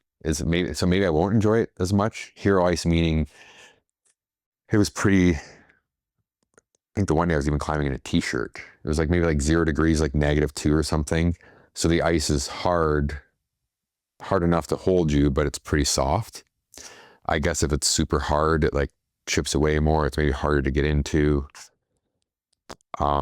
So maybe I just haven't experienced bad environments. Yeah, that makes sense. But I'm still, one of my goals in life is I want to like do something where I need to like backcountry ski leading to some ice climb and then get on top of something to then ski off the top of it. And kind of where again, people might be like, that's crazy, or like, not, because like, that sounds like a suffer fest. Like, No, that'd be cool. yeah, we're like, I think it would be a bit of a suffer fest, but it'd be very enjoyable. Uh-huh. Yeah, I just like doing things like that aren't the norm for a blind person. I mean, in general, it'd be cool to combine all of your interests. Yeah. I think I also just like pushing the envelope of what we are quote unquote like allowed or supposed to be doing. Because like I said, like I myself was very down on myself, thinking I'm not going to be able to do anything. I think like a lot of that stemmed from, like growing up, I was like looked up to my father and stuff. And I was like, great, now my kids are never going to look up to me. I'm just going to be this blind guy who can't do anything. And, my kids are never going to think I'm a superhero or nothing. Where it's actually like the complete opposite. My son, they did like in school, they did a project on like a Canadian or something. And he did it on me. And like he found a photo of me on Google because it was like a research part. They had to like research some like Canadian, and he then like did me like the one photo I'm like bouldering and I'm like hanging upside down or something, and he's like, some of his friends were like, whoa, like your dad looks like Spider-Man. And I was like, oh, like, so like here, like I'm being referred to as a superhero. So I it was kind of neat to go from thinking I'm never going to be that.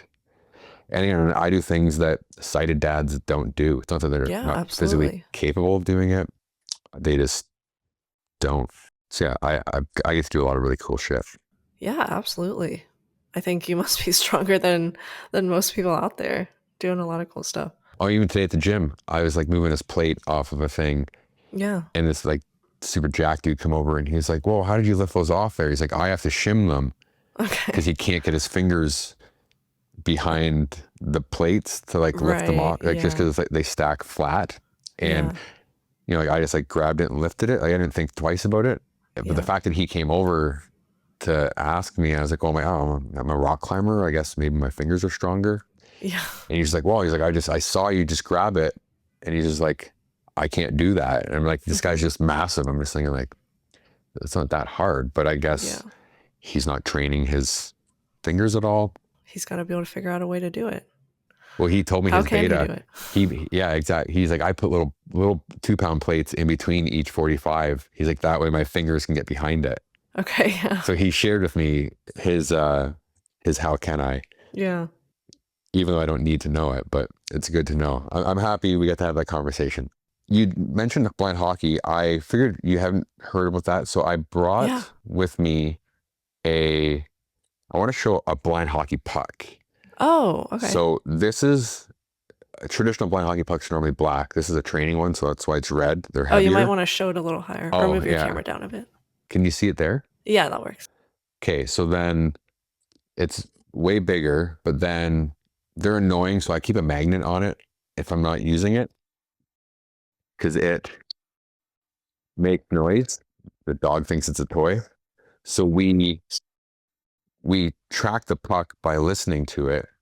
And like, even when I first started playing, if a puck was getting passed to me, I would miss it because I hadn't learned how to listen to something traveling towards me to then figure out where it's going to end up. And now, like at very high speed, I'll be, clapping one-timers and shit if they're getting fed to me. It's really crazy, like amazing to see what people are capable of doing if you practice enough. And one little adaptation is the puck that's bigger. It does move a little slower, but it's the noise it makes and just the way we communicate with each other on a much higher level. We're now capable of playing really, really high level hockey. It was very shocking to me when I was able to, like I said, my first instinct was this is going to be a joke because I'd only been blind for like maybe a month. I hadn't learned, because like basically when you look at something, you're looking straight at it. But now for me, like when I'm looking straight at something, that's when I don't see it. So if I'm like looking, my eyes are facing this way, I'm actually like looking at you right now. Okay. And I just had to like relearn to anything I'm looking at, I'm not actually like looking at, I'm looking at something else. So it was like adapting to that. And I was like very fortunate. Like a big experience of mine was I was climbing in Joshua Tree with some friends, and every day afterwards they would be playing hacky sack in the parking lot or at our campsite, and I'd always make up an excuse not to play. And basically, I was still drinking back then. I would basically go and get in the van. I would like drink my sorrows away because I was just like, oh, I'm such a piece of shit. I can't even hit a hacky sack anymore. And finally, my friend Rob one day called me out on it. He's like, I know you don't have to go do that. He's like, why every day do you make up this excuse? And I was like, Rob, I can't see the hacky sack. Like, I'm not going to ruin your rally. He's like, dude, we're playing hacky sack. Like, we don't care. Basically, it's an excuse to stand around and shoot the shit and kick around a little bag. So then I came over and I started playing, and I was like missing it. And then eventually, like, and again, these guys were like being encouraging, like, oh, you almost got it that time, and being very inclusive. And then all of a sudden I remember like I hit it the one time. And again, they're not like firing at me. They're like lobbing it, hoping that I can maybe hit it. And when I finally hit it, I remember like I started crying. I broke down. It was out of excitement. I was like, do you guys see that? Like I meant to do that. And I remember being like, holy shit, like I can do this. I just need to like look here, and if the bag's coming here. And then, it allowed me to have the confidence in myself that I can do these things. I just need to learn how to. Like, I feel like they discredit a lot of the effort that I've put into being able to do certain things. And it's also, I think, why I spend a lot of time helping like the blind youth. I volunteer with the blind youth as often as I can because basically I remember being a kid and most kids are assholes. And if there's a blind kid that wants to play hacky sack and he's missing it, he's probably going to get made fun of. Where the experience I had as a grown adult with other grown adults, they're like hyping me up and, oh, you almost got it, and saying all these things, and, gently passing the hacky sack to me. Where the kid that is 10 years old that can't see it, kids are probably firing at him and he's missing it. And they're like, see, you can't do it. And that kid's probably now going to like migrate into his basement and probably become, dependent on some form of substance because his childhood traumas from being blind led him to having to drink or something. And and like the belief that you weren't able to do it. Yeah. And it's like no one told me that, but yet I was telling myself that. And I feel like little kids probably actually hear that, and it's awful. So I try to, even like little tips like squirting toothpaste in my mouth. I like to teach kids, like I have like little tricks on everything I do. So if I can share those with them, then that'll hopefully make their life go a lot smoother. It's like less barriers for them they already have enough hurdles to jump over. If I can help get them there, then it's a good thing. And also just trying to grow blind sports in Canada. Adaptive sports are lacking a lot here. Like blind hockey as a charity does a really great job incorporating blind youth. Like at the beginning, I got a little emotional talking about my friend Mark, who he lost his sight. He has the same disease as me, and he was like on his way to making it into like the NHL, loses his sight at 17, and his life is just like stripped from him. And then he learned about blind hockey, and it's like mostly adults, and he got asking if kids play, and like, no, there's no kid programs. And he was like, wow, like my whole life was spent playing hockey. All my best friends I got from hockey. And that can be with any sport, but blind kids don't have these sports to play. So when he rollerbladed across Canada to try to raise money and awareness for blind hockey, and now, like 2 weeks from now, I'm helping run a multi-sport camp in Toronto. There's gonna be 50 kids there, and they're gonna get to rock climb and play 4 other sports. I get to take kids climbing like quite a few times a year type of thing, and they not just even their parents get to see like Mark and I and a couple other guys who like live normal lives and we're like confident grown adults, and it gives them faith that their kid can also be something and hold their head high. And you like take them outside as well? I've yet to take any kids outdoor climbing. That will happen eventually though. I'm in the works of like trying to get some things going. Like I can only be in so many places at once, and also like I can't call. So like I'll like climb on routes beside kids, which is maybe harder outside. And mostly like where we go in Toronto, the climbs are like the hardest ones, like a 5'10". So I'll just like, I don't clip in.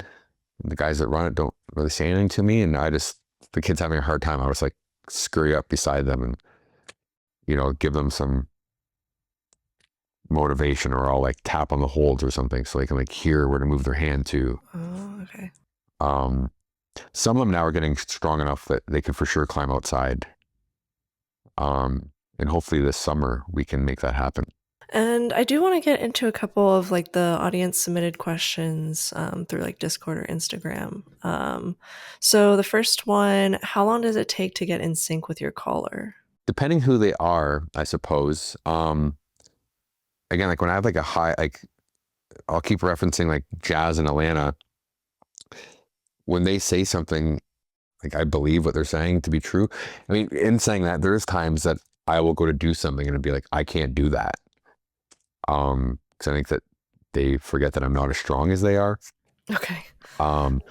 So like there's times like, grab that jug there. And I'm just like, this isn't a jug. And like, I can't hold this. I need new beta. So it's not too bad as long as I just believe in trust. It's a trust thing. As long as I'm trusting them, because there's times they'll be like, all right, now do this. And it's like, oh, that doesn't feel right, but like, okay. And then I'll do it. And it's like, holy shit, like, why was I doubting you? So yeah, it is a bit of a learning curve, but not too long. Okay. Next question about speed climbing. Since speed climbing is a standardized route, would it work well for blind people? It would. Me and Diego, he's one of the American blind climbers, we want to challenge each other to a speed climbing race. Have you done it? I have speed climbed. I don't even want to call it that, because I climbed the speed climbing route. Right. It was not very speedy. No. Same for me, yeah. But it could be, because like you said, like it's the same thing. And if I repeated it, I would learn it like fairly quickly. And I'm not near a speed climbing. Like there's only a few walls in Canada. But yeah, I totally would love to do that. And any other blind people out there in other countries that want to challenge me to a speed climbing off. Because like, I thought it'd be neat to do that at like one of the World Cups. And Diego and I talked about doing it in Salt Lake City when they had the speed climbing there. We're like, oh, like let's race each other just for fun. For one, just to show people like, just because you're blind doesn't mean you can't speed climb. Obviously, I'm going to do it in like 10 minutes. Yeah. Do you remember your time? No, I don't think I even timed myself. Okay. I was in like Switzerland or Austria or something like that. And my friend was like, oh, there's a speed climbing route there. So I just wanted to like touch the holds. They were harder than, or like, they weren't as positive as I was expecting. I thought it was just like a jug haul. Yeah. Yeah, no, I think it's maybe like I don't know, if you graded it as like a top rope route, maybe like a 5, 5, 10 I think I heard something. that. It's like Yeah. a 10C or something. Which, and I don't even know who told me that. It could be made up, but it's Yeah, I definitely not. also feel like I heard that. So Yeah, maybe. it definitely is not, just a 5'8" jug haul. The way they fly up that wall, I was like, oh, this clearly must be. And it was just like, nope. Yeah, it definitely was not fast. But so I've competed a few times in Seco Block, which is like the deep water Oh, soloing, yeah. Cool. and they time us there, and it's crazy to see. So the first time I climbed the route, because I don't do it with a collar, so I'll climb it. Like there's a lot of times I'll grab a hole and like feel around for where the best part is, or like, oh, I sequenced that wrong. Now I got to like match or switch or something. And like the first time I'll do it, it'll take me like 2 minutes, and then it'll be a minute 30. Then it'll be 50 seconds, then 30 seconds type of thing. Like I shave like so much time off every time, just because the first, like I'm not going to just dyno and like cut feet and start throwing shit when I have no idea what it is. But every time I climb it, I go way faster. So it would be the same for the speed climbing. But I wouldn't even come close to what the men and women do, like internationally. Well, maybe eventually if you did it so many times. I mean, I don't know. It's the speeds that they're putting up these days blow my Yeah, okay, mind. that's true. Yeah. I mean, I guess I got to quit saying I can't. How can Right. I get to their speed? Well, because I've seen videos. I think I saw like Sam Watson doing like blind speed climbing as like an Okay, exercise. Because I mean, I guess eventually you do learn it so well that you should just kind of know for without being sure. able to see. From what I understand, like they're not looking at their feet and stuff like that. Like it's all muscle memory, right? So Yeah, all muscle memory. it that's interesting. I did not know that he or other climbers climbed blindfolded for speed, but it Yeah, I makes think that is sense. an exercise. Yeah. I've even seen it for like bouldering. I think not as much. I think I saw like one time in a gym the comp kids were doing like a blindfolded exercise. I don't know what it helps with bouldering as much. I don't know what the exercise is for. Maybe just like trust or um, I don't know, power endurance, like moving slower. I'm not sure. Yeah, lock off strength. Yeah. I've definitely heard of that happening as well. I've been at the gym. I remember Alannah and I were at the gym, and then people came over and they thought that we were like both pro climbers, and that's how a pro climber trains, is you do their beta or something.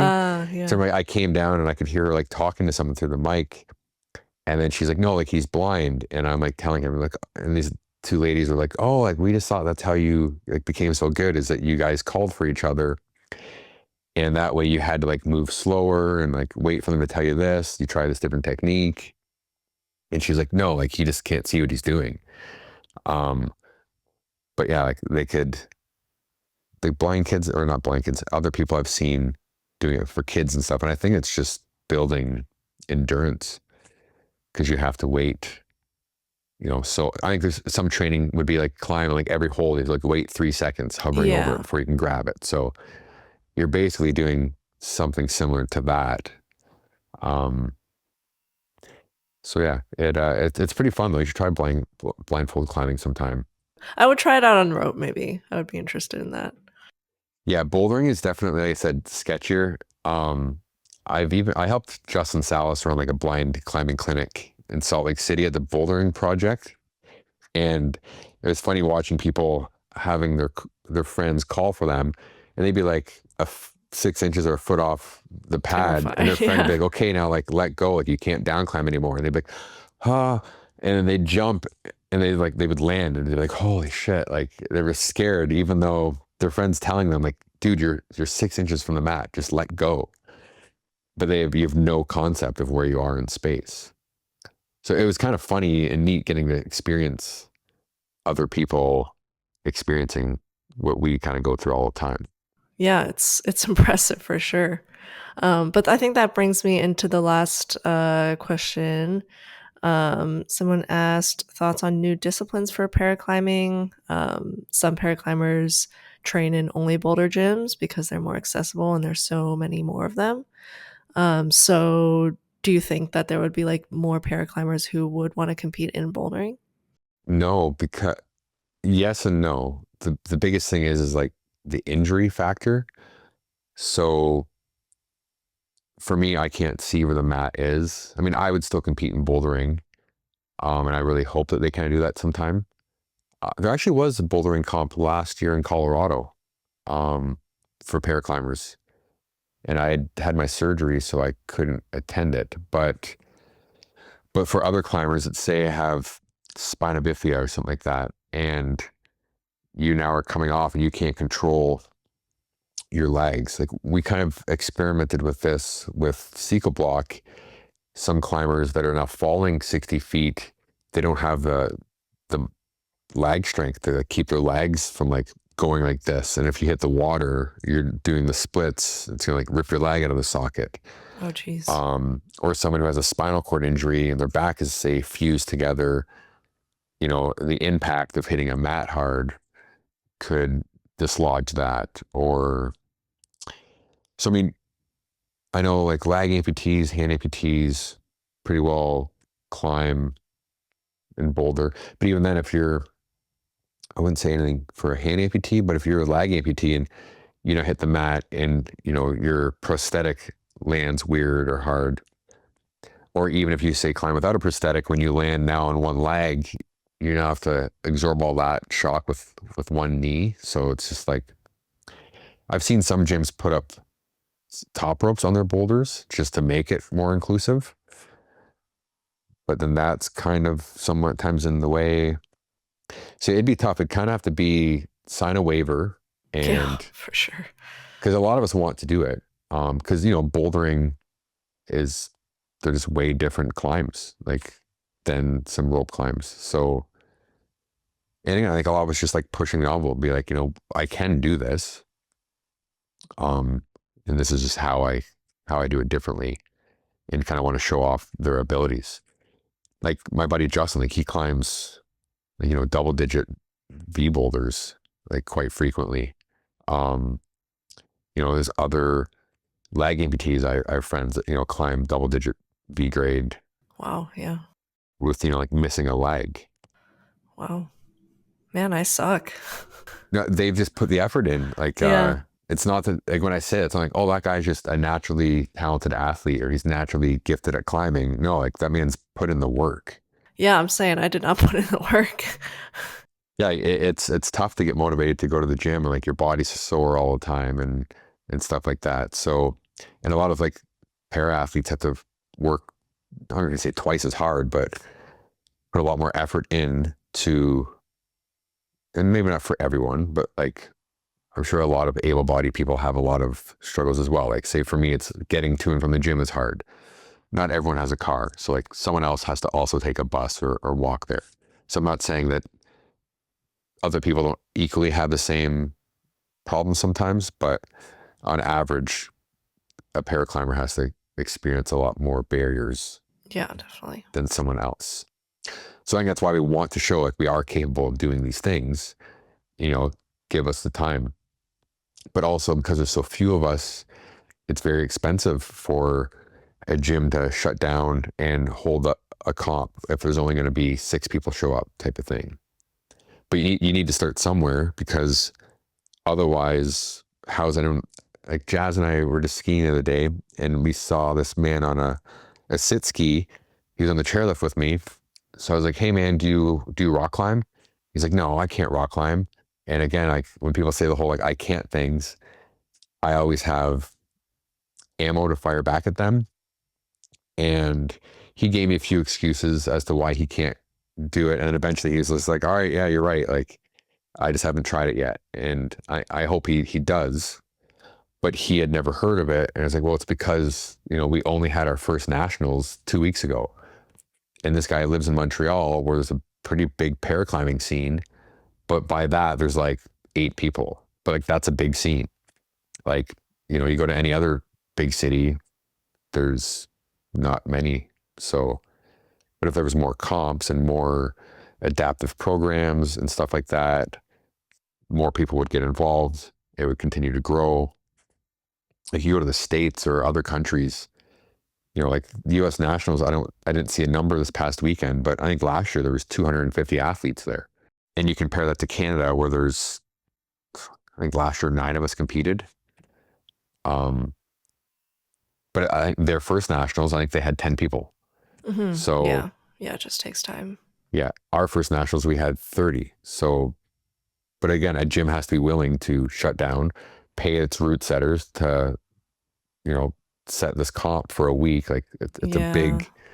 There's no money in it, so someone has to kind of take the loss to build this space for us. So I think we're all very appreciative of the people that do this for us. Yeah. Well, I hope this at least helps get the word out there. Yeah, I hope so as well. Well, I think that is all the questions I had for today.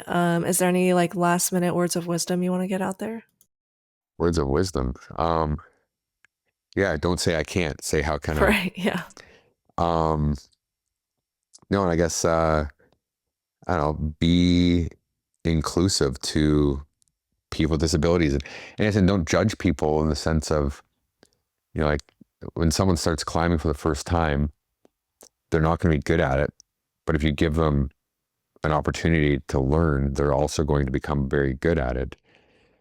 So I think a lot of people might see a paraclimber climb for the first time and be like, oh, I don't want to climb with that person because they're not at my level. But if everyone's told that, they're never going to get to your level. So, and a lot of people don't have that intrinsic motivation, especially that's kind of why I was asking, how does the average person get into rock climbing and stay in it? Because if you go to this adaptive meetup, you see a few other adaptive climbers there, but they're already crushing it. You're just like, well, I can't do that.